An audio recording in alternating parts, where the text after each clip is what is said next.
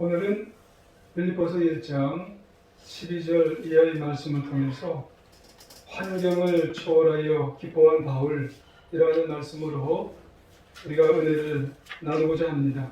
하나님의 은혜가 모두의 충만히 마시길 주님의 이름으로 축원합니다. 우리 옆 사람을 보면서 인사 한번 하시길 원합니다. 주님의 이름으로 사랑합니다. 우리 딴 분을 보며 주님의 이름으로 사랑합니다. 네, 잘하셨습니다. 우리 모두는 행복하기를 바라고 기뻐하기를 바랍니다. 그런데 우리는 그 행복과 기쁨을 결정짓는 주요 요소를 대부분 환경에서 찾기를 원합니다. 그리고 그것을 진리처럼 여기는 경향이 참 많습니다. 그래서인지 대부분의 사람들은 환경이 나아지면 더 행복할 거야 이렇게 생각하고 그렇게 믿는 경향이 참 많습니다. 그래서 환경을 바꾸려고 하는데 전심전력을 하는 경향이 굉장히 많아요. 물론 환경을 바꾸고 그것을 위해서 노력하면 분명히 더 나은 삶을 사는 것은 분명합니다. 하지만은 그렇다고 해서 환경을 바뀐다고 해서 항상 기쁘고 항상 만족한 자족한 삶을 사는 것은 아닌 것 같습니다. 그러고 보면 진정한 기쁨은 좋은 환경을 갖는다고 해서 항상 누릴 수 있는 것은 아닌 것 같습니다. 제 말이 틀린 건 아닌 것 같죠? 오히려 진정한 기쁨은 주어진 환경을 좀 초월해서 좀 뛰어넘어서 누리는 그 가운데 진정한 기쁨이 있지 않는가 그렇게 생각을 해볼 수가 있는 것입니다. 그러므로 진정한 기쁨은 문제가 없는 곳에서 오는 것이 아닙니다. 우리가 지난 한 주간 살아보셨듯이 인생은 참 문제가 많습니다. 때문에 진정한 기쁨은 오히려 문제를 자꾸 풀어가면서 환경을 극복하고 이기면서 그 과정 속에 나에게 오는 그 행복, 나에게 오는 그 기쁨을 누리는 것이 진정한 기쁨이 아닌가 그렇게 생각을 할 수가 있는 것입니다. 따라서 우리는 어떤 어려움이 우리에게 오든지 아니면 우리를 힘들게 하는 사람들도 환경이 아니겠습니까? 그 환경 속에서 살든지 기쁘게 살아갈 수 있는 그 비결을 우리가 배울 수가 있어야 한다는 사실입니다. 왜 그럴까요? 하나님은 우리의 환경도 환경이지만은 우리의 마음, 생각에, 우리의 마음에 우리의 관심을 두시고 또 그것을 바꿔주시려고 하기 때문에 그런 점 믿습니다. 그래서 우리가 환경이 바뀌어도 아무리 환경이 바뀌어도 우리의 마음이 바뀌지 아니하면 사실 진정한 기쁨을 누리기라고 하는 것은 참 어렵다고 하는 사실이에요. 그러므로 행복하게 사는 지혜, 기쁘게 사는 능력은 뭘까요? 다른 데 있지 않습니다. 내 마음, 내 생각이 얼마나 주님의 은혜 가운데 바뀌어 살아가고 있는지 우리가 그것을 한번 내 마음속을 보면서 살펴보아야 할 줄 믿습니다. 그래서 이런 기쁨의 능력을 내적 기쁨이라 이렇게 지칭을 해봐도 될 것 같습니다. 그래서 그 기쁨이 충만하면 환경을 초월할 수 있는 기쁨을 뛰어넘을 수 있는 기쁨을 가지고 우리가 인생을 살아가게 되는 것입니다. 여러분 질문 하나 드려볼까요? 인류 역사상 가장 좋은 환경에서 산 분이 누굴까요? 아마 다 아실 거예요. 인류 역사상 가장 좋은 환경에서 산 분들은 아담과 하와입니다. 에덴 동산에서 완벽하고 완전한 환경에서 산 분들, 이분들 말고 또 누가 있겠습니까? 그런데 아담과 하와가 얼마나 행복했을까요? 정말 행복했겠죠. 하지만 아담과 하와는 정말 완벽하게 좋은 환경에 살았지만 끝까지 행복하지는 못했습니다. 그러니까 환경이 그들의 기쁨과 환경을 보장해 주지는 못했다고 하는 그런 말씀입니다. 그러고 보면 환경이 좋다고 해서 완벽한 기쁨을 주는 것은 아니에요. 환경이 그럴듯하고 좋다고 해서 완전하게 행복해지는 것은 아니었다는 그런 말씀입니다. 반면에 참 좋지 못한 환경에 처해 있는 사람이 있어요. 아주 극한 어려운 환경에 처해 있는 한 사람이 있습니다. 그가 누구냐면 사도 바울입니다. 그가 오늘 보면은 정말 너무너무나 어려운 그런 감옥 속에 있음에도 불구하고 그런 환경 속에서도 그는 참으로 기뻐하고 참으로 행복했다고 그렇게 말씀하고 있습니다. 어떻게 그럴 수가 있을까요?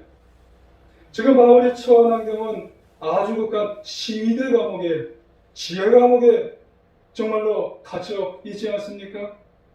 사실 그가 처음에 로마에 잡혀올 때는 하숙집 같은 데 있으면서 어느 정도 자유는 누렸어요. 가택연금 이런 상태였기 때문에 그가 어느 정도는 자유는 누리지 않았겠습니까? 그런데 어느 날 사정이 달라져서 더는 그런 어느 정도의 자유조차도 누릴 수가 없었어요. 왜요? 악명 높은 시위대 감옥 속에 들어갔기 때문에 그래요. 지하 감옥에 들어가서 완전히 봉쇄가 되는 그런 지하 속으로 들어가 버렸기 때문에 그런 겁니다. 여러분, 봉쇄가 되고 지하 속에 들어가서 있었다고 하는 사실의 그 의미를 보면은 비인간적인 대우를 받았지 않았나, 그렇게 우리는 생각을 해보는 겁니다. 그래서 그곳에서 바울은 쇠사슬에 묶인 거예요. 지난번에 성주순례 때 가보니까 쇠사슬이 어떻게 되어 있냐면 위에서 쇠사슬이 내려왔어요. 그리고 밑에서 쇠사슬이 착고가 차인 거예요. 그러면 하루 종일 이렇게 있어야 되는 거예요. 여러분, 이게 얼마나 괴로운 건지 아세요? 피가 잘 안 통할 수가 있다는 겁니다. 여러분, 그렇게 바울은 쇠사슬에 묶인 게 분명한 일인데 그런 상태에서 또 들려오는 소리가 있어요. 어떤 이들이 투기하고 분쟁하는 소리가, 사도 바울이 그런 상태임에도 불구하고 투기하고 분쟁하는 소리가 계속해서 이 시위대 감옥 속으로 들려왔다는 거예요. 얼마나 괴롭겠어요, 사도 바울이. 자신의 제자들, 자신이 아는 사람들이 잘해주면 좋은데 서로 싸우는 거예요. 여러분, 그럼에도 불구하고 바울은 그한 그 환경에 머무르지 않았어요. 오히려 그 답답하고 그 괴로운 환경을 초월해서 자기를 힘들게 하는 사람들 속에 매몰되지 않고 진정한 기쁨으로 충만하게 되는 삶을 살게 되었다는 그런 말씀이죠. 그래서 빌립보 성경의 주제가 기쁨인 겁니다. 기쁨으로 가득한 편지를 그 감옥 속에서, 그런 환경 속에서도 기쁨으로 충만한 진정한 기쁨을 누리면서 편지를 쓰게 되었다는 말씀입니다.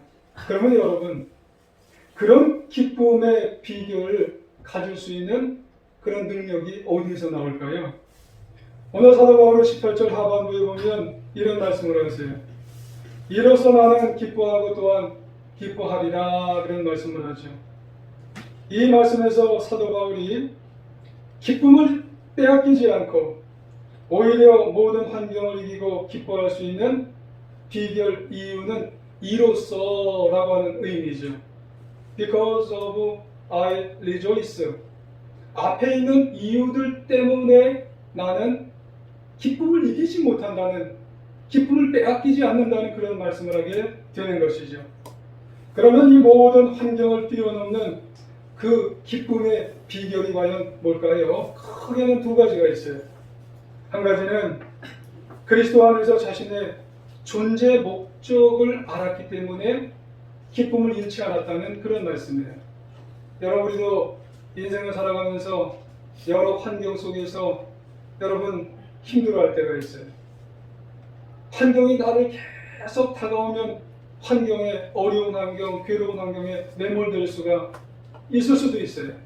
근데 그 환경 속에서 사도 바울이 우리에게 말씀하는 건 뭐냐면 그리스도 안에서 내 존재 목적을 알면 된다고 하는 것이에요. 여러분, 그런 의미에서 예수님을 한번 살펴볼까요? 먼저 예수님도 이 땅에 사시는 동안에 어떠셨을까요? 예수님은 항상 기쁨이 충만하셨어요. 힘들어도 기쁨이 충만하셨어요. 이유가 뭐 때문에 그럴까요? 예수님은 자신을 향한 하나님의 목적을 알았어요. 그러니까 예수님은 하나님이 기뻐하시는 목적을 이루기 위해 이 땅에 살아가는 자신의 존재 목적을 알았기 때문에 기뻐하셨어요. 그리고 그 목적을 이루는 것을 늘 기쁨으로 살면서 살아가셨기 때문에 기뻐하셨어요. 이것이 예수님으로 하여금 항상 기쁨이 있는 삶을 예수님이 살게 하셨다는 그런 말씀이죠. 그 결과 예수님은 환경이나 상황에 따라서 살지를 않으셨어요. 사람들의 의견이 또 사람들의 인기에 따라서 사람들이 상황이 환경이 이러니까 거기에 편승해서 그렇게 살지는 않으셨어요. 오로지 하나님이 주신 목적을 이루려고. 그러니까 이 땅에 자신을 보내신 하나님의 아버지의 그 목적을 어떻게 하면 기쁘게 해드릴까를 위해서 집중해서 그분의 인생을 살아가다 보니까 기쁜 거예요. 그래서 누가복음 5장 32절에 보면 내가 의인을 부르러 온 것이 아니요 죄인을 부르러 회개시키러 왔노라 그런 말씀하세요.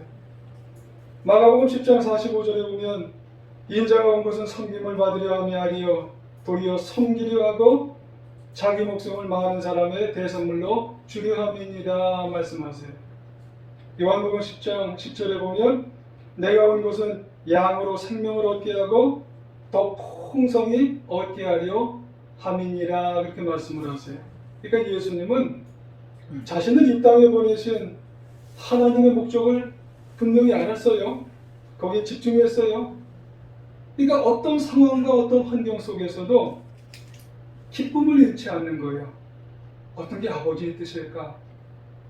어떻게 하면 하나님의 뜻대로 살아가야 될 것인가? 그러니까 그 뜻을 자꾸 이루어드리면서 그 뜻을 찾아가려고 하니까는 그 뜻대로 살아갈 때 마음속에 뭔가 모르는 그런 기쁨과 열정으로 결국에는 예수님이 십자가의 승리를 하게 된 것입니다. 이런 의미에서 보면 바울도 마찬가지입니다. 우리에게 참 중요한 걸 보여주고요. 참 중요한 교훈을 알려주셨어요. 그것이 사도 바울도 그 자신이 지금 어디에 있느냐가 중요한 게 아니에요. 사도 바울이 무엇을 추구하며 살아가느냐가 중요한 거예요. 다시 말해서 바울은 어디에서든지 자신이 왜 존재하면서 살아가느냐, 존재 목적을 분명히 하느냐가 중요한 거예요. 그러니까 기쁜 거예요. 사도 바울은요, 아시아에 있어도 상관이 없어요. 유럽에 있어도 상관이 없어요. 감옥 밖에 있어도 상관이 없어요. 감옥 안에 있어도 상관이 없어요. 자신에게 주어진 목적은 영혼 구원이에요. 우리에게 있어서도 여러분 제일중앙교회 안에 있어도 상관이 없어요. 밖에 있어도 상관이 없어요. 어떤 직업을 가지셔도 하나님이 나에게 한평생 살아갈 때 뭘 하기를 원하시는지 그 존재 목적을 알게 되면 난 기쁜 거예요. 할렐루야. 그래서 바울이 어떻게 자족하며 환경에 구애받지 않는 기쁨을 살아갔느냐? 오늘 12, 13절에 보면 같이 한번 읽어볼까요? 시작. 형제들아 내가 당한 일이 도리어 복음 전파의 진전이 된 줄을 너희가 알기를 원하노라. 이러므로 나의 매임이 그리스도 안에서 복음 진리 안에 그 밖의 모든 사람들에게 나타났으니 아멘. 그래요. 지금 사도 바울의 처한 환경은요, 세상 사람들을 볼 때는 비극이죠. 비극. 왜요? 지하 감옥에, 그것도 시위대 감옥 속에 갇혀 있는 거예요. 그게 사도 바울이 정말 얼마나 비극적인 상황이에요. 그럼에도 불구하고 사도 바울은 기뻐했다는 거예요. 그 환경을 사도 바울은요, 하나님이 주신 섭리의 기회로 보았기 때문에 그런 거예요. 그러니까 바울은 자신에게 주어진 사명을 감당할 수 있는 기회로 본 거예요. 그 속에서도. 때문에 하나님의 사명을 감당하는데 장소가 뭔 상관이에요? 환경이 무슨 상관이냐는 그런 말씀을 사도 바울이 깨달은 거예요. 여러분, 사도 바울은 하나님의 사명만 잘 감당할 수 있다면 그 거룩한 일을 위해서 자신이 소중하게 어떤 환경에서든지 쓰여질 수만 있다면 바랄 게 없다는 그런 말씀이에요. 그래서 빌립보서 1장 20절에 보면은 아무것도 바랄 게 없다는 그런 모습을 보면서 이런 말씀을 해요. 살든지 죽든지 내 몸에서 그리스도가 존귀하게 되게 하느니라, 그렇게 말씀하잖아요. 그의 평생 소원은 오로지 누구의 이름만 높여주기를 바라는 거예요? 예수 그리스도의 이름만 높여주기를 바라는 게 분명하고도 또렷한 그분의 존재 목적이었다는 그런 말씀이에요. 그래서 12, 13절에서 거기에 뭐라고 말씀하냐면 내가 당한 일이라고 하는 그런 표현도 있잖아요. 지금 그가 당한 일이 뭐예요? 감옥에 갇혔어요. 내가 매였다고 그랬어요? 원어적인 의미는 발과 손을 족쇄에 채워졌어요. 이런 상태니까 자유가 없잖아요. 사생활도 없잖아요. 기뻐할래야 기뻐할 수도 없는 상태예요. 그럼에도 불구하고 바울에게 있어서 중요한 것은 자신이 처한 그 모든 상황들이 하나님이 주신 섭리의 기회요, 자신에게 주신 사명 감당의 기회로 보았다는 거예요.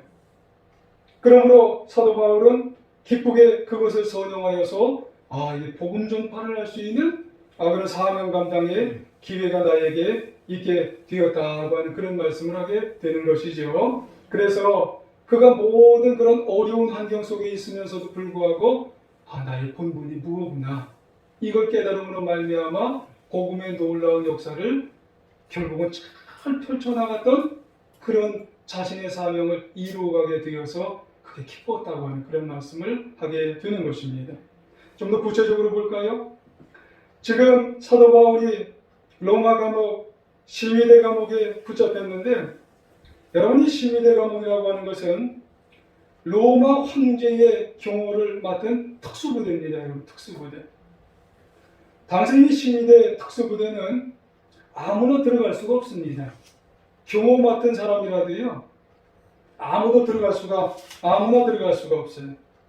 출신 성분이 아주 좋아야 거기에 경호를 맡을 수가 있답니다, 여러분.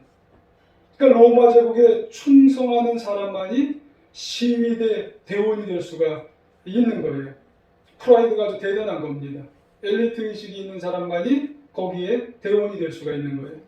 그러다 보니 이들은 다른 종교에 대한 사상은 절대로 가질 수 있을까요? 절대로 가질 수가 없어요. 그 사람들은 다른 어떤 그 사상에 대해서는 오로지 황제의식만 가질 수 있는 그런 사람들이에요. 전혀 이방 사상은 가질 수 없는 그런 사람만이 경호대 대원들이 될 수가 있는 거예요. 그런데 지금 여기에 누가 있는 거예요? 여기에 오로지 사도 바울이 들어간 거예요. 근데 이 사도 바울은 매여 있는 거예요. 그래서 12, 13절에 나의 당한 일, 시위대에 이제 갇혀 있죠. 그리고 거기에 내가 매여 있다고 그랬어요. 내가 지금 온 쇠사슬로 팔과 발목에 매여 있어요. 그런데 매여 있는 그곳에 네 사람이 지켜요. 그러니까 네 사람이 그 사도 바울을 지키는데, 네 사람이 몇 시간 만에 지키냐면 6시간을 교대로 지키는 겁니다. 6시간을 교대로 지키는데 최소한 하루에 16명이 지킵니다. 한 사람을 16명이 지켜요. 근데 중요한 것은 한 사람은 계속 꼭 묶여 있는데 교대로 16명은 매일매일 그 사람들이 와야 돼요, 안 와야 돼요? 와야 돼요.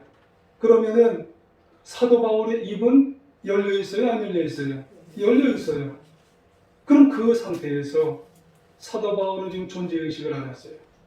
하나님이 나를 여기에 사명 감당하라고 보내주신 그 분명한 목적의식, 또렷한 그런 목적의식, 살든지 죽든지 내 안에서 그리스도만 전하라고 하는 목적의식을 본인은 알았어요.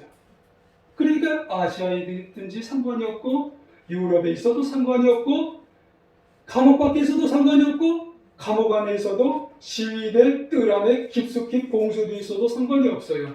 이렇게 있으면서 바뀌는 사람한테 계속해서 로마에 이태 동안 있었는데 그 이태 동안 뭘 했냐면은 바뀌는 사람한테 예수님께서 우리를 위해서 정말 우리의 죄를 위해서 생명 구원하시기 위해서 십자가에 달려 죽으셨다고 다시 오실 것이라고 그 얘기를 계속 전도를 한 거예요. 할렐루야. 그래서 그 결과요, 이 시위대 감옥에서 복음을 받아들인 사람들 중에 시위대원이 하나씩, 둘씩 어떤 일이 생겼냐면 복음이 전달이 되었어요. 변화가 되었어요. 그래서 나중에는 결국 로마 황제 가족 중에 복음을 받아들여서 황제 중에 가족 중에서 복음으로 변화된 사람이 있다고 하는 말씀이에요. 그게 바로 빌립보서 4장 22절에 보면 모든 성도들이 너희에게 문안하되 특별히 가이사의 집 사람들 중 몇이니라 그래요. 가이사가 누구예요? 황제 가족이에요. 황제 가족 중에 그 경호원이 있었는가 봐요. 그 경호원 중에 입으로만 전도를 했는데 그 시위대 감옥 중에 놀라운 역사가 일어나서 그 가족 중에도 정말로 이 사도 바울의 존재의식, 내가 여기서 뭘 해야 되는지 정말로 그 기쁨을 가지고 정말로 그 환경을 이겨서 그 놀라운 역사로 그 사람들을 전도시켰다고 하는 그런 말씀입니다. 여러분, 바울은 이러한 상황과 환경을 경험하면서 바울 자신에게 원하시는 하나님의 뜻을 알았어요. 하나님의 섭리를 알았어요. 하나님의 계획을 깨달았어요. 이런 환경 가운데 바울은 우연히 감옥에 들어간 것이 아니라 하나님께서 정말로 뜻을 가지시고 목적을 가지시고 시위대 감옥 속에 날 보내셔서 이런 놀라운 복음의 역사를 일으켰다고 하는 사실을 알 때 어떤 환경에 들어가도 기쁜 거예요. 할렐루야. 여러분, 우리들에게 있어서도 나에게 가진 직업들이 있어요. 내가 오늘 처한 환경들이 있어요. 내가 정말 해야 할 모든 상황들이 있어요. 그 속에서 하나님의 뜻을 깨달으시길 원합니다. 하나님의 섭리를 한번 깨달아 보시길 원합니다. 하나님의 계획을 한번 깨달아 보시길 원합니다. 여러분, 그럼 어떤 상황이든 어떤 환경 속이든 초월하셔서 정말 기쁨으로 인생을 승리하며 살아가는 우리 제일중앙교회 성도님들 되실 줄 믿습니다. 그리스에 집이 너무 어려워 학교를 다니지 못해 겨우 자기 이름만 쓸 줄 알았던 그런 사람이 있었대요. 어느 날 한 은행에서 관리인을 모집을 한대요. 옛날 같으면 수의죠, 수의. 그런데 이름밖에 쓸 줄 모르니 그만 떠나졌어요. 그래서 이 낙심한 이분이요, 교회 가서 엎드려가지고 신앙이 있으셨나 봐요. 하나님, 나는 어쩌다가 가난한 집에 태어나가지고 이렇게 공부도 아버지가 못 시켜줘갖고 말이지, 이렇게 수의, 이렇게 관리인데 떨어졌어요. 하면서 딱 그냥 땅바닥을 치면서 그냥 울었대요. 이렇게 가난한 환경에 태어났어요.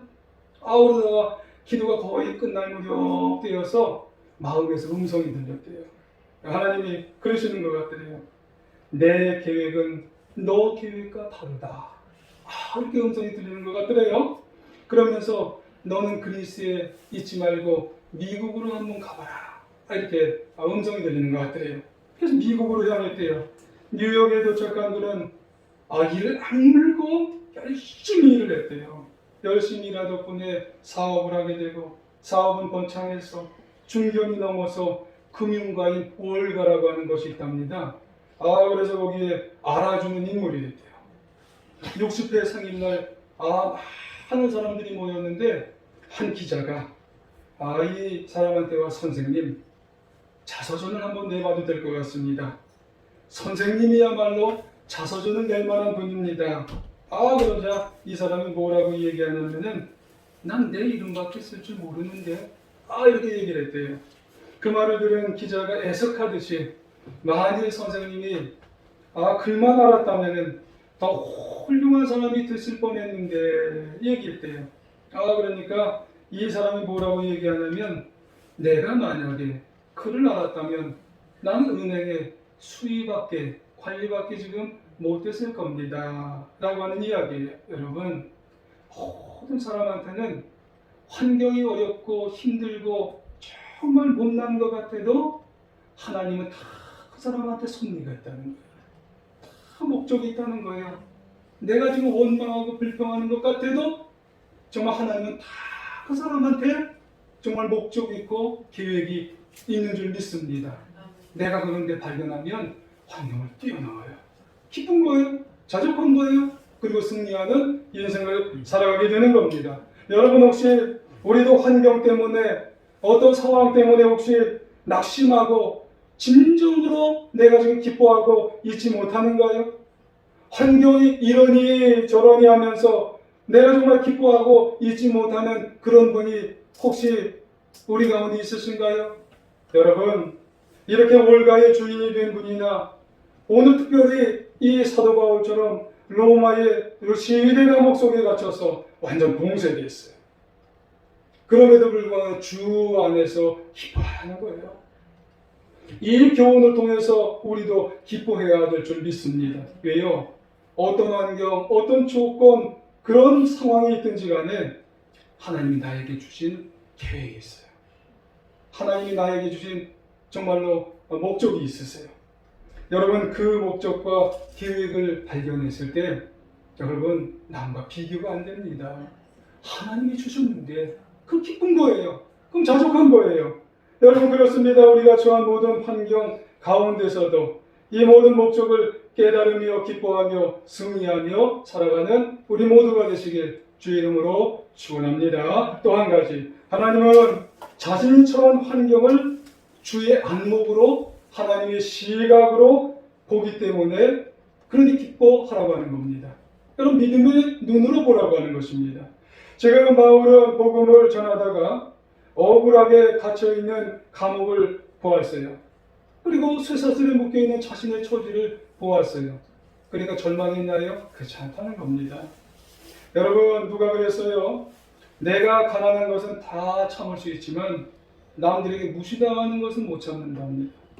내가 밥은 굶을 수 있지만은 남들에게 조롱당하는 것은 또 견딜 수 없대요. 뭘 말하는 걸까요?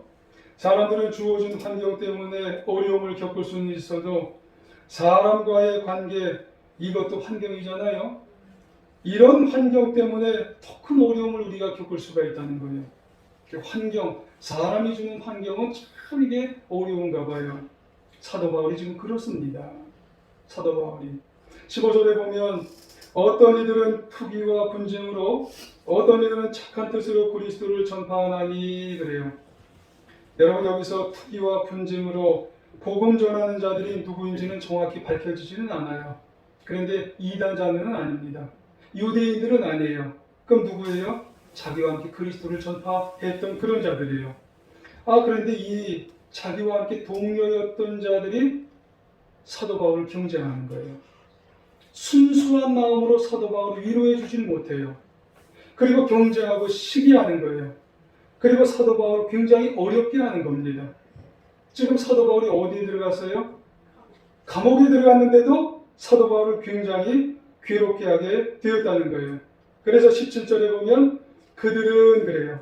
나의 매임에 괴로움을 더하게 할 줄로 생각하여 순수하지 못하게 다툼으로 그리스도를 전파하느니라 그래요. 이 말이 뭘까요? 사도 바울이 감옥에 갇히니까 잘됐다. 이게 잘 나가던 사도 바울이 감옥에 갇히니까 이제는 내 이름이 전파될 테구나. 이렇게 생각하는 사람들이에요. 그러면서 사도 바울이 감옥에 갇히니까 오히려 사도 바울을 안 좋게 얘기하면서 다니는 거예요. 오히려 급기야는 사도 바울을 중생모략하고 다니는 거예요. 사도 바울이 이렇게 지금 감옥에 갇혀서 쇠사슬에 맺혀 있는데 근데 그 소리가 들리는 거예요. 나와 함께 동역하고 나와 함께 복음을 증거하던 자들이 지금은 밖에서 나를 중상모략하면서 나에게 화살을 던지고 나에게 돌멩이를 던지니 견딜 수가 없겠죠. 앞에서는 좋은 얼굴 하다가 뒤에서는 전혀 다른 말을 여러 번 하는 사람을 여러분 만나보셨나요? 어떻게 하겠어요, 그런 사람들. 근데 사도 바울 한번 보세요. 그런 인간관계, 그런 인간의 환경 속에 있을 때 사도 바울이 뭐라고 고백을 하셨는지 아세요? 18절은 같이 한번 읽어볼까요? 시작. 그러면 무엇이냐? 거칠애로 하나, 참으로 하나, 무슨 마음대로 하든지 전파되는 것이 그리스도니 이로써 나는 기뻐하고 또한 기뻐하리라. 아멘. 사도 바울은 그들 미워하지 않아요. 그러면서 뭐라고 말씀하세요?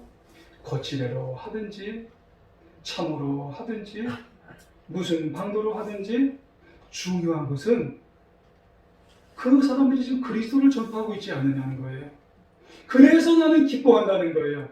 이야, 사도 바울은 마음이 좁지를 않아요.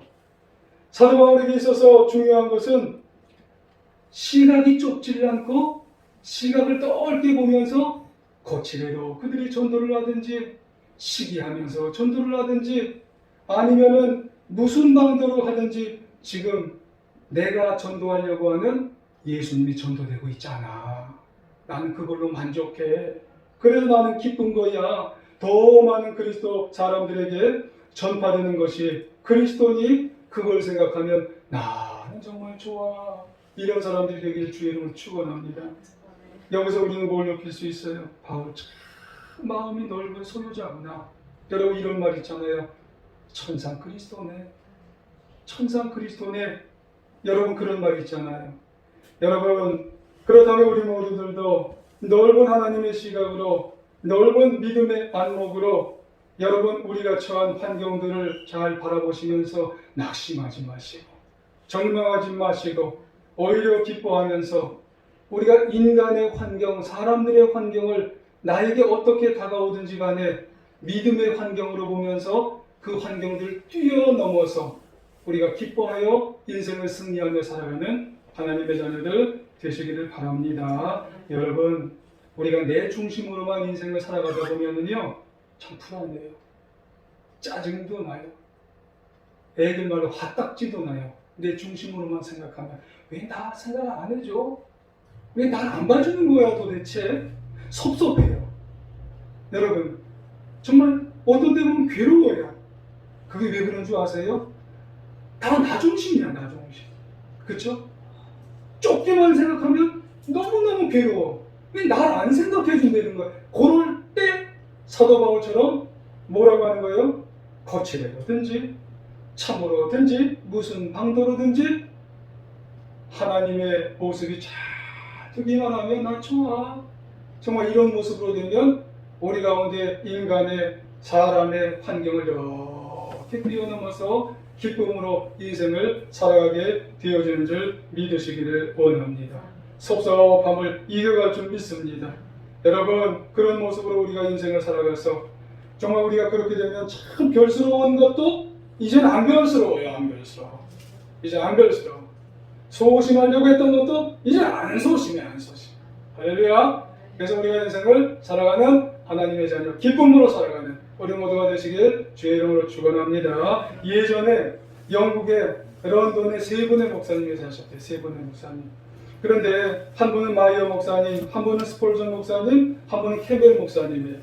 그런데 이 목사님 중에 마이어 목사님이요. 다른 목사님에 대해서 시기하는 마음이 들었대요. 나는 왜 스폴전 목사님처럼 설교를 못하나 그랬대요. 그리고 몰간 목사님처럼 왜 권위 있는 목회를 못하나 그런 생각이 들었대요. 그래서 하나님 저의 마음에 시기와 질투를 없애주시옵소서 하고 자꾸 기도를 했다는 거예요. 근데 기도하면 할수록 시기하고 질투하는 마음이 든 거예요. 그래서 어느 날 깊이 기도하던 중에 인자한 하나님의 음성이 들리기를 시기와 질투를 없애달라고 기도하지 말고 축복을 해주라는 거예요. 하나님이 왠지 모르게 그 목사님의 위에서 기도해 줄 때 마음의 기쁨과 자유와 평안한 마음이 들었다는 겁니다. 여러분 그렇습니다. 지금까지 우리도 자기의 유익을 앞세우는 시각을 가지고 있었다면 앞으로 우리도 예수님의 유익을 또 예수님의 시야를 가지고 나아가 그분들을 위해서 축복하는 그런 넓은 마음을 가지고 살아가는 우리 모두가 되시길 부탁을 드리겠습니다. 그러면 우리에게 정말 기쁨이 생기고 자유가 생기고 평화하는 마음이 생길 줄 믿습니다. 여러분, 오늘 바울을 살펴보았어요. 그의 환경은 도저히 기뻐할 수 없는 상황이지만 기뻐하기는커녕 절망할 수밖에 없는 수준이었지만 그럼에도 불구하고 기뻐했습니다. 요즘 우리의 상황과 환경도 코로나로 인해서 개인적인 다 다를 상황으로 인해서 참 어려울 수밖에 없는 그런 상황일 수 있겠습니다만은 분명한 것은 우리 모두 그 처한 환경 속에서 자신의 존재 목적을 한번 발견해 보시길 바랍니다. 그리고 하나님의 시각으로 안목으로 바라보면서 남은 인생 기뻐하시고 즐거워하시고 승리하는 귀한 하나님의 자녀들 다 되시기를 다시 한번 주님의 이름으로 간절히 축원합니다. 우리